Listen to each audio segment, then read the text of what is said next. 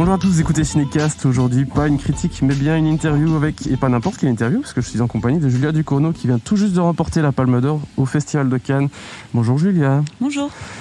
Bon, première question, d'habitude c'est une question bateau, mais comment ça va? Très fatiguée, très fatiguée. Ouais,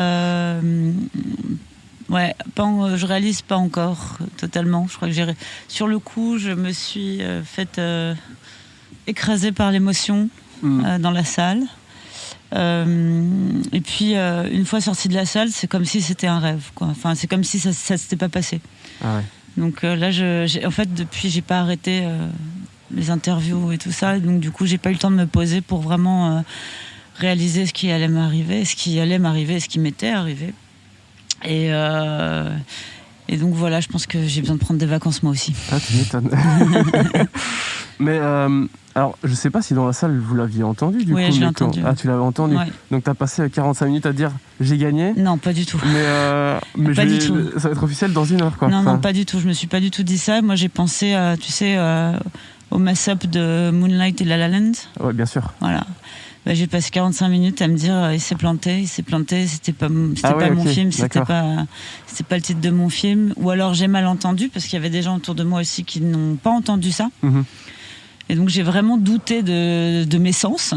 Et donc du coup j'avais toujours un wagon de retard sur la cérémonie parce que j'étais tellement perturbée que je savais pas du tout qu'est-ce qu'on remettait, quand, à qui, quel film, c'était quel prix. Enfin, je comprenais rien à ce qui se passait, franchement, pour être honnête. On comprenait pas beaucoup plus quand on regardait. Je te rassure. D'accord, ça me rassure un peu parce que non, mais j'ai vraiment douté de ma santé mentale à ce moment-là. Je disais merde, je suis sûre d'avoir entendu quelque chose et tout. Bon bref. Et du coup, j'étais en fait l'émotion que j'ai eue à l'annonce de Titane et de mon nom et qui s'est vu à l'écran, c'est une vraie émotion, quoi. C'est-à-dire que moi je pensais vraiment en fait que c'était un tel plantage que je pensais que en fait on m'avait fait revenir pour rien. Je me suis dit en fait je vais pas avoir de prix. Il y a un truc. Non, j'étais pas du tout en terrain conquis. Je me suis pas dit tranquille, j'ai la palme. C'est impossible de se dire ça en même temps. Ouais, j'imagine que c'est compliqué. Enfin, quand t'es à l'extérieur, parfois tu te dis oui, et puis c'est vrai que quand t'es dedans, c'est pas aussi facile. Je t'avoue que quand j'ai vu le film, à aucun moment j'ai imaginé que Titane remporterait un prix, et encore moins la Palme d'Or. Pas du tout parce que j'ai pas aimé le film, loin de là, j'ai beaucoup aimé, mais pour une raison simple, c'est un film qui est quand même très clivant. C'est le genre de film que le festival n'a pas forcément l'habitude de projeter, encore moins en compétition. Et pourtant, on y est, quoi. Palme d'Or, c'est assez fou. Est-ce que on peut parler de petits frémissements ou de sursauts du cinéma de genre, bon, et je reviendrai sur l'expression cinéma de genre après, par rapport au cinéma mainstream, tu penses?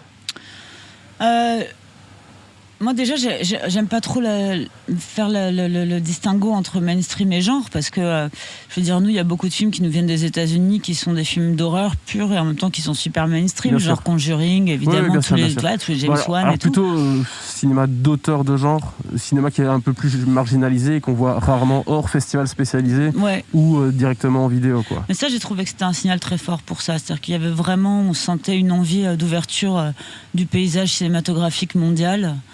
Et donc j'espère que ça n'augure que du bon et surtout j'espère que ça change la face de l'académisme parce que qu'on le veuille ou non, de toute façon Cannes restera et la Palme d'Or restera une palme académique, mais ça veut dire pour moi aux jeunes générations on sait qu'il y a une forme de nouvelle vague qui existe avec l'envie de genre qui traverse la planète et les jeunes cinéastes et ça veut dire vous êtes là, quoi, grosso modo. Enfin moi j'ai un peu vécu comme ça, comme une reconnaissance de l'existence du cinéma de genre de manière légitime en fait, effectivement, et pas de manière marginale. Après je suis pas en fait si je suis évidemment très étonnée et tout ça, mais en fait je trouve quand même que le jury était un jury jeune, mine de rien. C'était un jury qui était quand même assez éclectique. Spike Lee, voilà, on connaît la folie et la radicalité qui traverse son cinéma. J'y aurais jamais pensé, mais je pense qu'il n'y avait que ce jury-là qui pouvait me l'accorder. Ah, peut-être. Bon, on va quand même un peu parler du film, enfin plus qu'un peu même. Quand t'es sorti de Grave, donc c'était il y a 4 ans, 3 ans. Alors sorti à quel moment tu veux dire toi? Parce que moi la fin de Grave, je la mets au César en 2018. Ah ouais, ok, ah oui, d'accord. Ah oui, oui. Bon, bah alors mettons la fin si tu veux, entre la fin de Grave et le moment où tu commences à travailler sur Titane. Qu'est-ce qui se passe dans ta tête? Est-ce que tu vois déjà des choses que tu veux améliorer, que tu veux changer dans ton cinéma? Est-ce que... Non, c'est pas vraiment en fait de changer, surtout d'approfondir, d'essayer d'aller plus loin dans mon geste.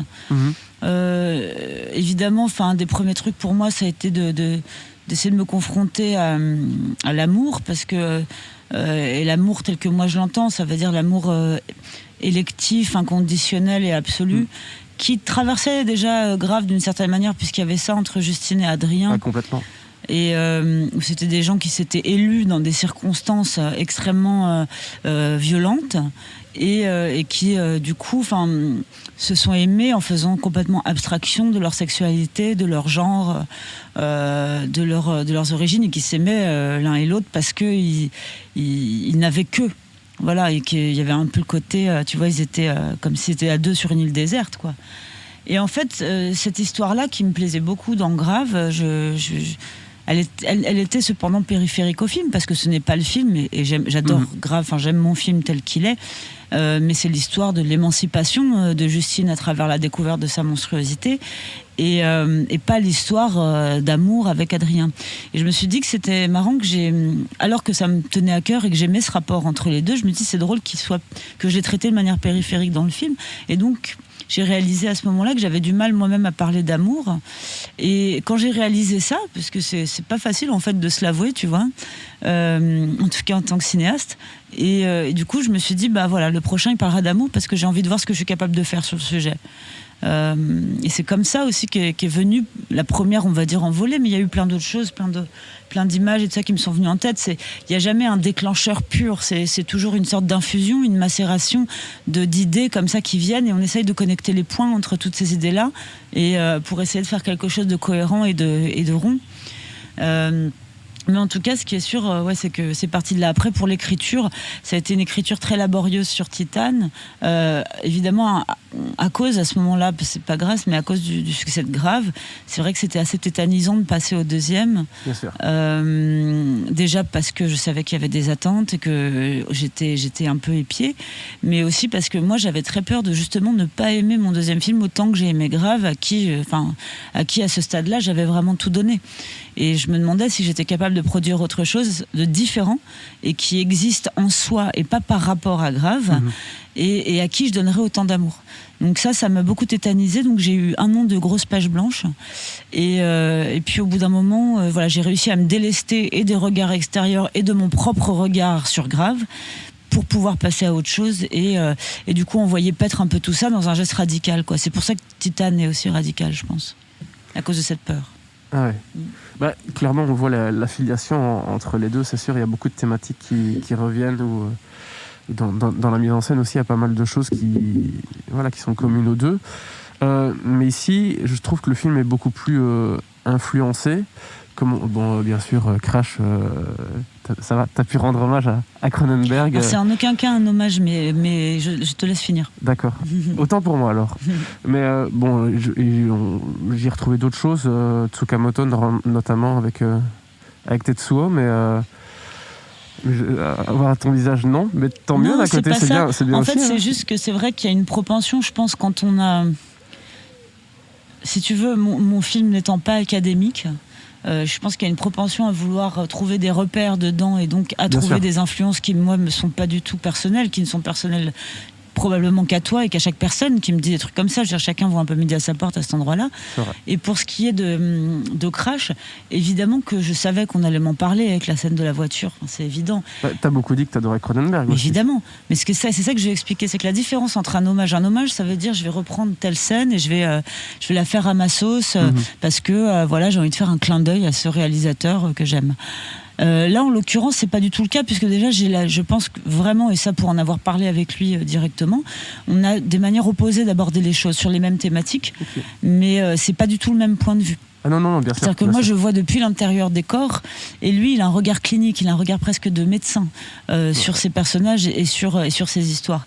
Et donc, du coup, si tu veux, je trouve qu'en l'occurrence, autant, si tu veux, Cronenberg, son travail est dans mon ADN, puisque c'est...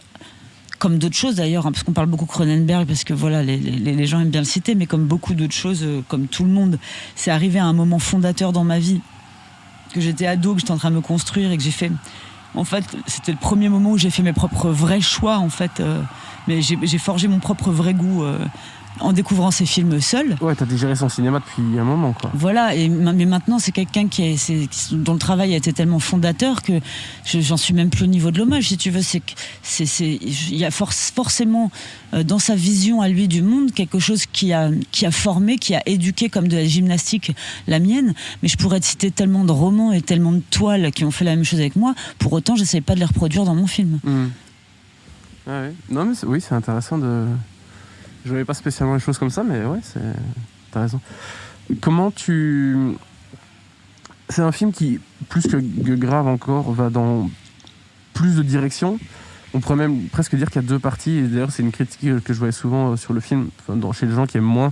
C'est j'aime bien la première partie, mais ensuite, quand le personnage de Vincent Lindon apparaît, j'aime un peu moins. Ou l'inverse. Je le vois pas spécialement en deux parties, mais voilà. Visiblement, il y a pas mal de gens qui le distinguent. Au niveau de l'écriture et puis au niveau de choisir tes comédiens pour incarner ces deux parties, voilà, ces deux moments, ces deux périodes, on va dire, clés du film. Comment ça s'articule de ton côté ? Alors pour moi, il n'y a pas deux parties. Je suis d'accord avec toi. C'est-à-dire que pour moi, le film, c'est un geste continu, mais c'est un geste qui est évolutif. De la même manière que mes personnages muent, mon film il mue aussi. C'est-à-dire qu'il laisse tomber des pots. On commence sur quelque chose de très baroque, de très ampoulé, de très fourni, pour arriver à la fin du film à une épure totalement intime, qui est l'épure de leur amour qu'ils partagent, qui est un amour qui est inconditionnel, donc hors de tout déterminisme. Et donc on finit dans l'intimité d'une chambre, alors qu'on commence sur un salon auto avec des bagnoles, des figurants, des machins, et tout ça. Donc, et évidemment, il y a ce moment en fait où on passe de elle à lui, mais en fait ce passage pour moi c'est plus un passage de relais, parce qu'en fait lui il vient la voir elle, donc on n'est pas sur vraiment un truc en tableau si tu veux.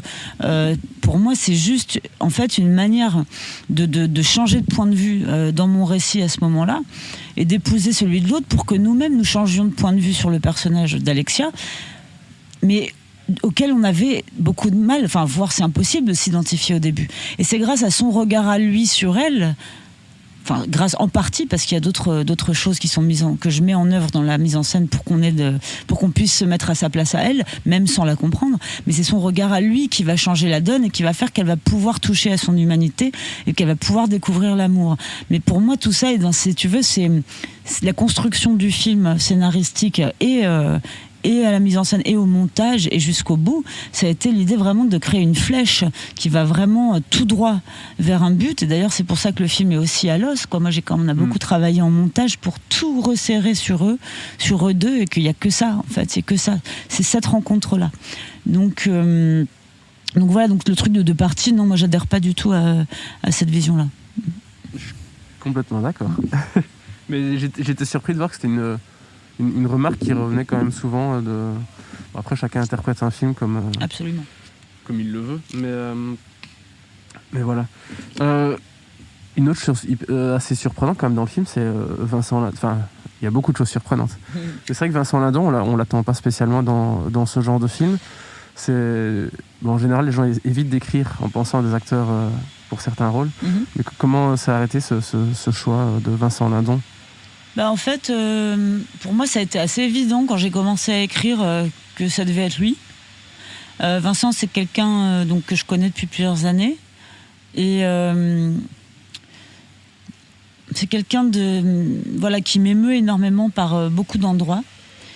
Et qui a quelque chose en lui d'assez exceptionnel, c'est que chez lui, les extrêmes cohabitent en permanence.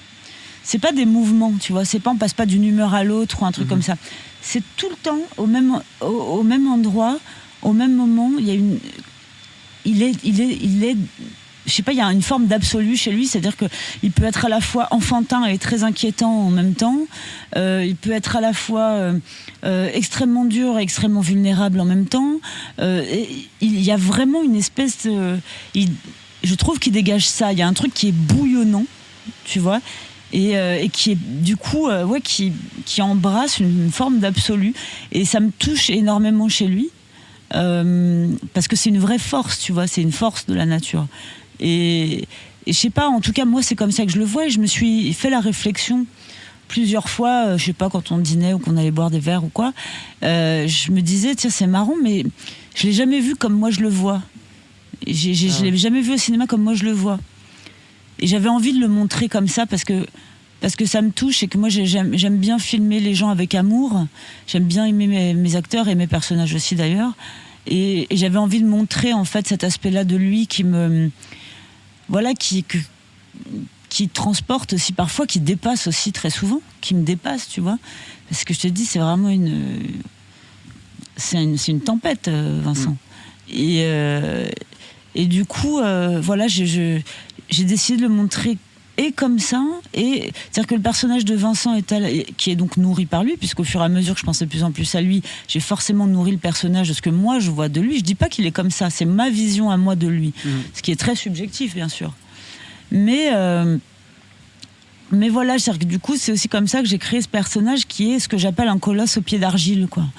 Quelqu'un qui essaye d'être transhumain tellement il a plus envie d'être humain, tellement il est au bord du précipice et au bord de la mort parce qu'il est complètement dans le déni du deuil et comment il peut s'effondrer à chaque minute en fait, même derrière cette énorme carapace de stéroïdes, tout ça, tu vois, et de corps colossal.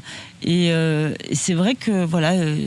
C'est pour ça que ça a été. C'est même pas que je lui ai proposé le film, c'est que je lui ai vraiment dit, Vincent, j'écris en pensant à toi, mais de manière assez naturelle, ce qu'il a un peu secoué. Et puis, en fait, il m'a dit oui tout de suite, même avant de lire le scénario. Je pense que, vu qu'il avait vu Grave, évidemment, qu'il avait aimé le film, mais c'était il y a longtemps, tu vois. Mais je crois que l'instinct que j'avais d'aller déceler chez lui quelque chose dont j'avais l'impression qu'on ne l'avait pas vu avant, notamment dans cette vulnérabilité dont je te parle qui est cachée derrière cette masse. Je pense que j'ai eu cet instinct-là aussi parce que lui, par des signaux un peu cryptiques, m'avait plus ou moins fait comprendre qu'il avait envie un peu de changer, qu'il avait un peu envie de jouer avec son image, qu'il avait envie de se laisser, de se faire peur énormément et de s'abandonner plus. Et c'est ce qu'il a fait pour Titane et pour moi. Et je dois dire que je suis super reconnaissante parce qu'il m'a fait confiance, mais une confiance aveugle, parce que moi, je montre aucune image du film à mes acteurs. Sur le plateau, ils n'ont pas le droit d'aller derrière le combo. Enfin, je suis vraiment j'ai des règles assez strictes à ce niveau-là. Parce que je compte sur la confiance qu'on me fait et que je fais aux acteurs. Pour moi, c'est réciproque, tu vois. Et je dois dire que voilà, il m'a vraiment fait montre d'une très grande confiance et d'une très grande générosité. Et je pense que c'est pour ça qu'il est aussi, pour moi, je trouve qu'il se transcende complètement dans le film, quoi. Bon, mais j'avais encore plein de questions, mais je pense que Barbara va me tuer si je continue. Allez, encore une ? Allez.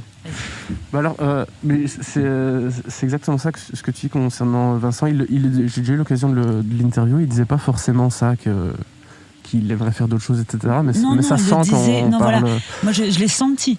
Quelque chose que j'ai senti, mais qui m'a jamais dit frontalement, tu vois, comme je le dis là. Mais tu sais que vu qu'on se connaît bien, qu'on est amis et tout ça, c'est un truc... Je l'ai senti. Je sais pas pourquoi je l'ai senti, qu'à un moment où il avait envie de passer à un truc qu'il connaissait pas. Voilà. C'était le bon timing. Et du coup, je vais terminer avec Agathe Roussel, qui est incroyable dans tout le film, qui est une vraie révélation. Et il y a une scène, alors c'est peut-être pas la plus marquante pour tout le monde, mais en tout cas moi c'est une des scènes qui m'a le plus marqué, c'est celle où elle rencontre l'ex-femme du personnage de Vincent Lindon. Cette scène est absolument géniale, et puis il y a forcément cette thématique de cette fille qui doit se cacher pour essayer de rentrer dans la vie du personnage de Vincent Lindon. Comment tu l'as choisi et comment vous avez discuté de tout ça pour travailler, préparer le film?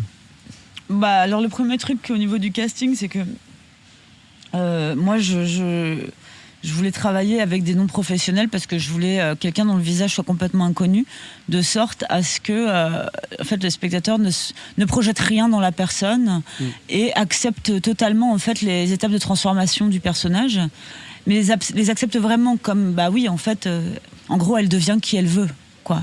Elle devient qui elle veut devenir et tout ça. Et qu'on se dise pas, c'est un travestissement parce que cette actrice, j'ai vu dans un autre film, et là, ça se voit bien que c'est pas, tu vois. Et donc, je voulais, voilà, en fait, finalement, je voulais une toile vierge, tu vois, vraiment. Et donc, il me fallait aussi quelqu'un qui a un look très androgyne, évidemment. Ça, c'était une obligation. Donc, du coup, dans le casting, on a fait, au début, un casting sur les deux sexes. Alors, j'ai des hommes et des jeunes hommes et des jeunes femmes pour jouer ce même rôle. Et puis le challenge, c'était de se dire, bon, je vais être avec quelqu'un qui a jamais joué, et donc du coup il y a un gros travail derrière, d'autant plus que le personnage est quasiment muet. Et or, si tu ne sais pas jouer, quand tu as quelqu'un de muet, il peut très rapidement rien se passer à l'écran. Et ça aurait été évidemment une catastrophe parce qu'elle est de quasiment tous les plans, tu vois. Et du coup, avec Agathe, on a bossé pendant 1 an. Je l'ai fait travailler sur d'autres scènes, d'autres films, genre Network de Sidney Lumet, Twin Peaks, même des trucs de Killing Eve et tout ça. Mais pour voilà, déjà lui apprendre à sortir les choses d'elle-même et à pas se regarder, surtout pas se regarder, tu vois. Et donc voilà, il y a un gros travail de répète, mais qui n'était pas sur le scénario, bien sûr, puisque le scénar, voilà. Mais à côté de ça, comme Vincent, elle a eu un très gros coaching physique pour qu'elle rentre en fait dans le corps du personnage. Évidemment, elle a appris la danse et tout ça avec une pro du pole dance et du striptease. Mais il y avait aussi vraiment un coaching physique. Elle faisait du sport tous les jours comme Vincent et tout ça pour vraiment, déjà pour pouvoir porter les prothèses qu'on allait lui mettre après, qui étaient très très lourdes, et puis aussi vraiment pour se mettre dans vraiment la peau du perso et qu'elle ait un corps aussi qui soit plus androgyne pour pouvoir faire les différentes étapes d'évolution du personnage. Donc voilà, ça a été un très très très gros travail. Le casting a duré super longtemps, et puis après la prépa pendant 1 an, quoi. Ouais. Bon, ben là je dois vraiment clôturer. Merci beaucoup Julia, même si voilà, j'aurais pu parler encore du film pendant des heures. Mais voilà, Titane est actuellement en salle en France et il sortira en Belgique le 28 juillet, donc courez-y. Merci.